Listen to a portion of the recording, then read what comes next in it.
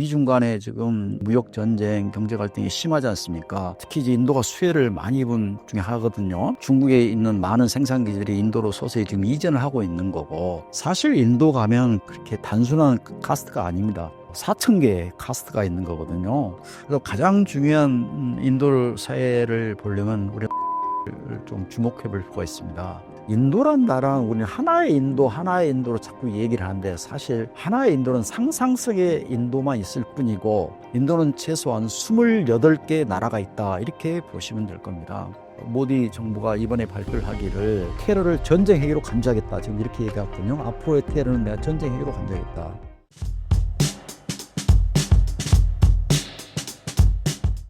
현재 인도의 경제 상황을 알려주신다면요? 인도 경제 상황 아주 좋죠. 파키스탄에 비해서는 아주 좋습니다. 전 세계 주요국 중에 지금 뭐 6, 7% 경제 성장을 하고 있는 나라는 인도밖에 없거든요. 인도 경제 성장 아주 좀 좋고요.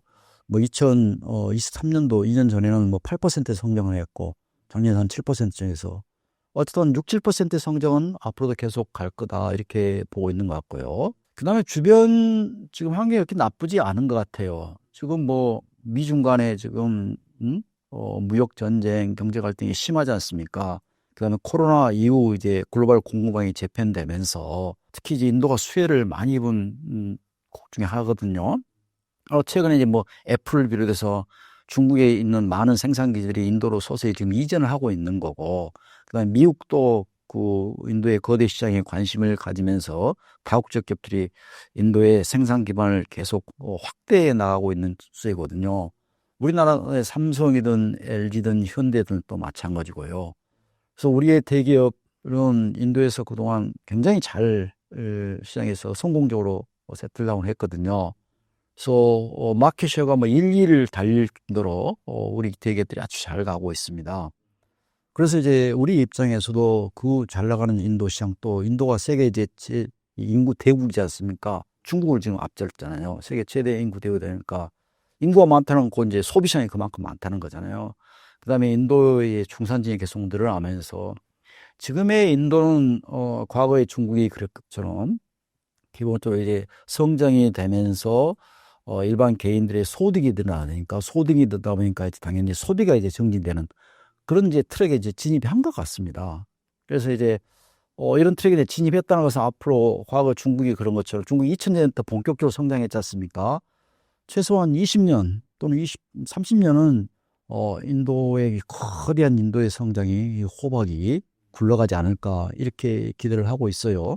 예, 그런 인도 시장에 대해서 우리도 더 많은 좀 공부를 해야 돼가지고 진출을 해야 되지 않을까, 이렇게 생각합니다. 인도는 세계 인구수 1등인 나라입니다. 그만큼 사회구조도 굉장히 복잡할 것 같은데요. 인도만의 사회구조를 설명해 주신다면요? 뭐 우리 인도 사회구조 하면 그냥 먼저 얘기하는 건 뭐 카스트 제도를 얘기 많이 하지 않습니까? 인도는 뭐 카스트만 복잡한 게 아니고, 사실 카스트라고 하면 우리는 뭐 초등학교 때나 중학교 때 배우는 뭐 인도는 뭐 브라민, kshatriya, 바이샤, 수드라가 뭐 이렇게 있다. 그다음에 그 밑에 언타처블 있다, 이렇게 배우는데, 사실 인도 가면 그렇게 단순한 카스트가 아닙니다. 많게는 뭐 4,000개의 카스트가 있는 거거든요. 예, 그래서 카스트 계급도 우리가 알고 있죠, 훨씬 더 복잡하고요, 다양하고요. 그다음에 인도는 뭐 종교의 복을 정도로 수많은 종교가 있지 않습니까? 뭐 힌두 다수 지역이지만 무슬림도 있고, 뭐 기독교도 있고, 불교도 있고, 시크교도 있고, 뭐 자이나교도 있고, 같은 종교를 생활하고 있는 곳이죠. 그래서 가장 중요한 인도 사회를 보려면 우리가 언어를 좀 주목해 볼 필요가 있습니다. 뭐 중국이야 인도가 비슷하게 크지만 중국은 하나의 말을 지금 쓰고 있지 않습니까? 기본적으로 국가 차원에서 그렇게 이제 이미 다 정책을 펼쳤기 때문에 중국은 이제 여기 가든 저기 가든 대부분 다 하나의 중국말이 통하지 않습니까? 인도는 동쪽에서 서쪽 가면 말이 안 통하고, 남쪽에서 북쪽 가도 말이 안 통합니다. 아까도 말씀드렸지만 사투리 개념이 아닌 문자가 다릅니다. 문자가. 우리는 뭐 세종대왕께서 한글을 창작해서 얼마나 자랑스러워하면서 한글날을 국경일로 선정하면서 자랑스러워하고 있지 않습니까? 인도는 세종대왕이 너무 많아가지고 국경일을 뭐 하기가 쉽지 않아요. 그러다 보니까 워낙 언어가 많다 보니까 헌법이 인정한 언어만 22개입니다. 그 헌법이 인정했다는 것은 우리의 뭐 수능을 본다거나 우리의 공무원 시험을 할 때는 모든 시험은 기본적으로 22개의 언어로 시험 문제를 내야 되는 겁니다. 그러니까 내가 A라는 언어를 모국어로 하는데 B라는 언어로 시험 보면 불리할 거지 않습니까? 그래서 기본적으로 22개의 언어가 인도 헌법이 지정하는 언어입니다. 예. 그 중에 이제, 너무나 언어가 많다 보니까 이제 공용어를 하죠. 그래서 공용어가 영어와 힌디란 언어가 두 개가 공용어입니다. 그래서 인도 중산층 이상들 대부분은 영어로 커뮤니케이션 하죠. 비즈니스 언어는 거의 100% 영어고요. 뭐 행정 사업도 대부분 다 영어로 하고 있고, 그렇죠. 대학 교육도 저도 델리대를 한데 인도 최대 대학 델리대를 한데 거기 델리대 교수들이 거의 100% 영어로 강연. 왜냐면 각 지방에서 유학을 왔는데 교수가 특정 언어로 강의를 하면 못 알아들었잖아요. 그렇죠? 그래서 영어로 강의를 하는 거죠. 그래서 그다음에 이제 주가 인도는 카시미르 주가 지금 현재 이제 연방 지역으로 격할돼서 원래는 29개 주였는데 지금 28개 주로 지금 돼 있는데 인도란 나라는 우리는 하나의 인도로 자꾸 얘기를 하는데 사실 하나의 인도는 상상성의 인도만 있을 뿐이고 인도는 최소한 28개 나라가 있다 이렇게 보시면 될 겁니다. 유러피안 유니온이 사실 인도라고 보시면 되는 거예요. 예, 그래서 유러피안 유니온 보시면 거기에 프랑스, 독일어, 스페인 각각 언어가 다르잖아요. 근데 그들은 문자는 로마나자예요. 근데 인도는 문자도 다릅니다. 문자도. 그래서 각 주마다 대부분의 주마다 문자와 다른 언어가 22개 있다 이렇게 보시면 되겠습니다. 그래서 인도라는 사회는 뭐 카스트나 종교라 단순히 복합법이 아니고 워낙 언어가 다르고 주가 다르다 보니까 다른 여타 국가 특히 중국에 비해서는 훨씬 더 다원 복잡한 곳이다. 세계에서 가장 다원 복잡한 곳이다. 그래서 우리가 인도가 이렇다고 딱 들어가면 그건 그 인도가 아닌 것입니다. 예, 예를 들어서 뭐 델리에서 몇 년 살다가 해서 인도가 이렇다면 그건 델리의 인도인 거예요. 또 뭄바이에서 몇 년 살면 막 인도가 이렇다 그건 뭄바이의 인도인 겁니다. 예, 그래서 우리가 인도를 제대로 이해하고 그 시장에 성공하려면은 인도 특정 지역의 또 어떤 곳에서 우리가 투자를 한다면 그 지역을 집중적으로 연구하면서 가야만 실패도 없다 이렇게 얘기할 수 있겠죠. 카스트 제도는 세부적으로 어떤 신분 제도인가요? 그러니까 기본적으로 이제 인도의 카스트 계급은 방금 말씀하신 대로 뭐 우리 큰 반상회도 양반 쌍놈 뭐 이렇게 하잖아요. 근데 인도는 뭐 상층 카스트, 하층 카스트 이렇게 이제 큰 대부류로 얘기는 할 수 있겠죠. 근데 세부적으로 이제 카스트라는 것은 기본적으로 이제 인도 전통 사회의 사회적 의례적 계급 구조거든요. 현대 사회의 계급이 아닙니다. 인도에서는 법적으로 카스트는 인정하지 않습니다. 법적으로는 불인정하죠. 그런데 인도 전통 사회의 사회적 의례적 계급이니까 가장 사회적 의례적 대표적인 게 행위가 결혼이거든요. 그러니까 결혼할 때만큼은 카스트 계급도 자유롭지 못합니다. 예. 그러니까 그 4,000개로 나눠진 세부의 계급에 의해서 결혼을 하는 것입니다. 의례 행위를 하는 거고. 그래서 우리의 기존의 뭐 조선시대 이 양반 쌍놈이나 이 세부적인 뭐 상민, 양민 이렇게 천민 이렇게 계급과 뭐 구별하기는 쉽지는 않고요. 딱 직접적으로 대입해서. 근데 비슷한 계급 구조는 뭐 이따가 크게 우리도 천민이 있었던 것처럼 인도도 이제 불가촉 천민이 있는 것처럼 또 그때 당시에 예를 들어 양반 귀숙기는 서로 양반집 자제하고 귀숙기는 서로 결혼시키고 이랬지 않습니까? 마찬가지로 상층은 상층끼리 결혼하고 하층은 하층인데 그 층이 3,000개, 4,000개로 세분화됐다 이렇게 보시면 되겠습니다. 근데 현대사회 법적으로는 불인정한데 여전히 사회적으로 의례적으로 그게 남아있다. 카스트 제도가 그러니까 우리는 이제 이미 그 반상의 제도가 사라진 지 오래인데 인도는 아직도 그 존재한 게 결혼에 무슨 여전히 존재하다 보니까 계속 그게 남아있는 겁니다. 아빠가 이제 하층 가스면 아들도 하층 가스가 되는 거고 아빠가 상층 가스면 아들도 딸도 상층 가스는 거고 그러니까 인본이죠. 출생에 의해서 계급이 결정되는 과거 우리 조선시대 마찬가지 않습니까? 출생에 의해서 계급이 결정되는 그러니까 결혼이란 제도에서 그게 자유롭지 못하다 보니까 여전히 유지되다 보니까 여전히 계속해서 고착해서 남아있는 거죠. 인도의 외교 정책과 국제 관계에 관해 설명해 주신다면요? 인도는 기본적으로 뭐 비동맹 국가였죠. 예, 오랫동안 비동맹을 추구하고 그 원칙은 뭐 여전히 존재하고 있고요. 이제 최근에 인도의 비동맹을 뭐 신비동맹 정책이라고 얘기하거든요. 예, 과거의 냉전 기간의 비동맹과 다른 지금의 이제 오늘 인도의 비동맹 정책은 철저하게 실용주의, 이 전방위 외교 정책을 추구하면서 이슈 베이스 얼라이언스를 하고 있습니다. 사안별 동맹을 추구하고 있거든요. 뭐 소다자 동맹을 추구를 하고 있습니다. 예를 들어서 브릭스 들어봤지 않습니까? 그렇죠? 뭐 브라질, 뭐 러시아, 뭐 중국, 인도, 지금 사우스 아프리카. 그래서 지금 이제 브릭스 플러스에 이제 더 많은 국가들이 이제 들어가 있죠.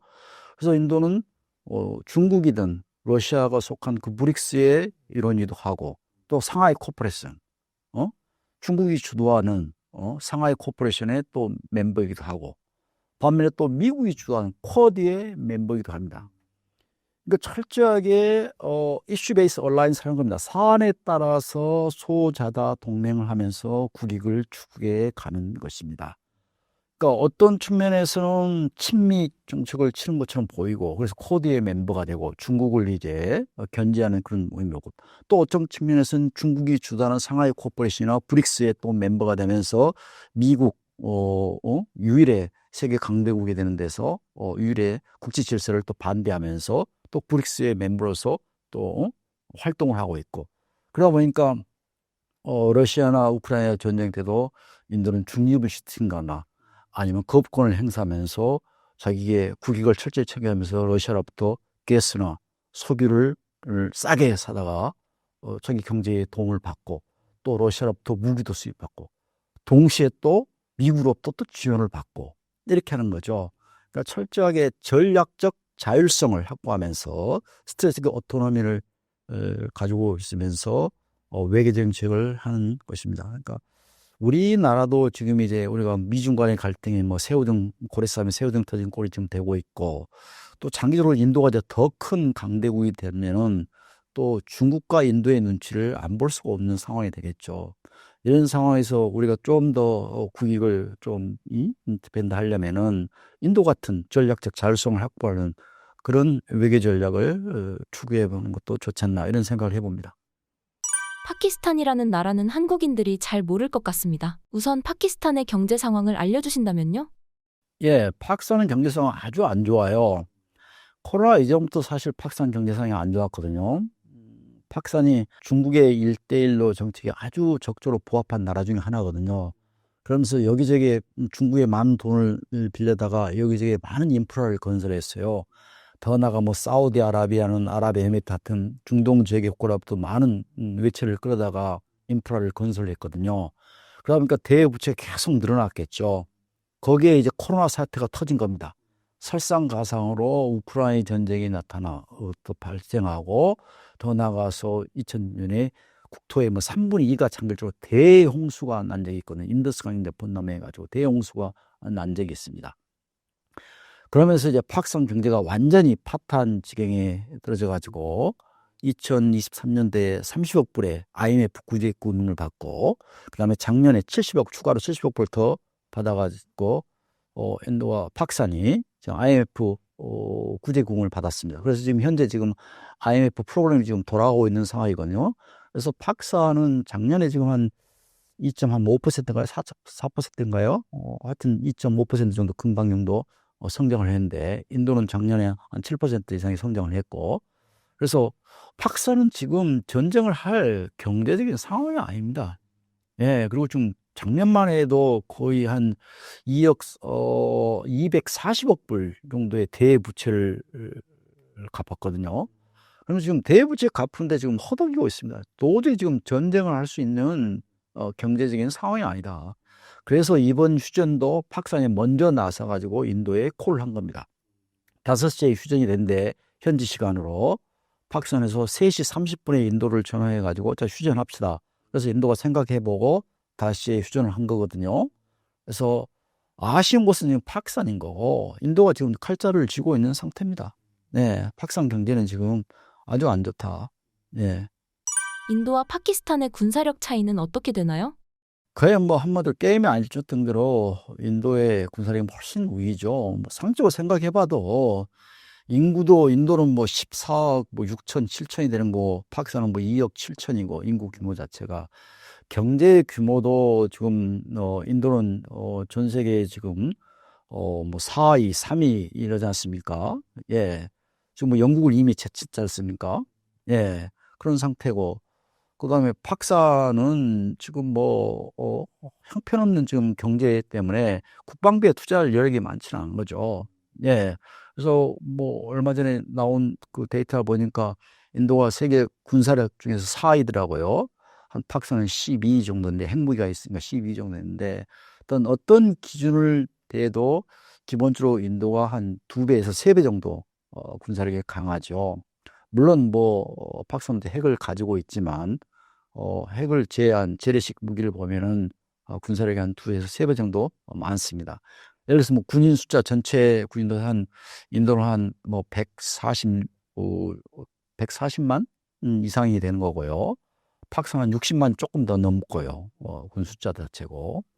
그거는 뭐 순수한 전투기만 해도 이제 물론 뭐 군용기를 다 포함하면 2,000대가 넘고 순수한 전투기만 해도 인도는 한 500대가 넘고 파키스탄은 300대 좀 넘고 그 다음에 인도는 항공모함이 2척이나 있거든요. 파키스탄은 전혀 없고 뭐 잠수함도 한 18대 한 조금만 8대 정도 돼가지고 모든 기준을 봤을 때 인도가 파키스탄보다 2~3배 정도 위에 있다 이렇게 보면 될 것 같습니다.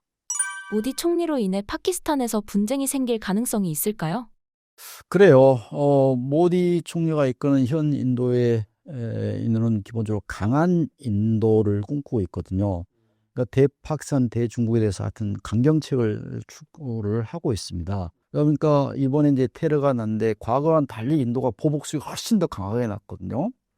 2019년도에도 뭐 이런 비슷한 사건이 있었지만 그까지 보복을 세게 하지 않았어요. 물론 그때도 이제 모디 정권이었지만 그러니까 모디 정권의 보복 수위가 시간이 갈수록 좀 더 강해지고 있다. 그래서 지금 이제 이미 모디 정부가 이번에 발표를 하기를 테러를 전쟁 행위로 간주하겠다. 지금 이렇게 얘기했거든요. 앞으로의 테러는 내가 전쟁 행위로 간주하겠다. 그동안 테러는 테러로 이제 인정했는데 이제는 이제 테러가 발생하면은 전쟁 행위로 간주해서 곧바로 인도가 보복을 하겠다는 것입니다. 근데 기존 보복과는 달리 이제 카시미르 지역에만 보복한 게 아니고 이제는 파키스탄 내로 깊숙이 지금 보복을 하고 있거든요. 거 나와서 뭐 60년대에 체결된 겐지스강 강물 공유 조약을 지금 중단한다거나 그러면서 전혀 그동안 역사를 한 번도 손대지 않은 그런 뭐 조약까지도 손대고 있고 그다음에 뭐 비자도 전면 금지시키고 있고 무역도 전면 금지시키고 있어요. 그래서 전방위적으로 지금 파키스탄을 압박하에 나가고 있는 것입니다. 이런 인도의 강경책은 앞으로 더 강화될 것 같고요.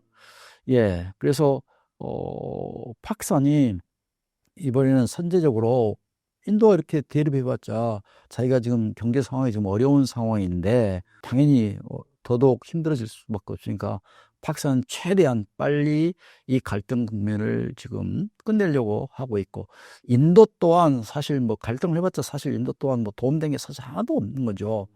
인도는 파키스탄과 경쟁해서 힘 뺄 이유가 하나도 없는 거죠. 파키스탄 경쟁에서 힘이 빠지면 당연히 중국만 좋아할 수밖에 없겠죠.